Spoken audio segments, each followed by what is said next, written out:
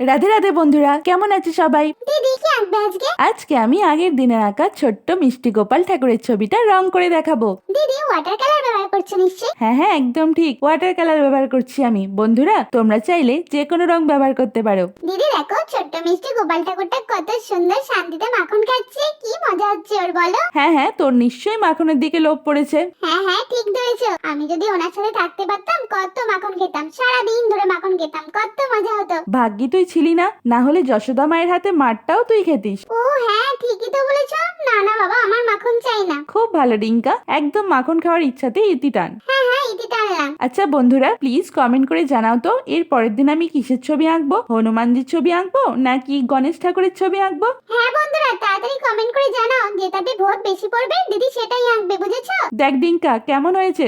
দারুণ হয়েছে দিদি, ফাটাফাটি। তোমাদের কেমন লাগলো প্লিজ জানিও। দেখা হবে পরের দিন। Bye bye.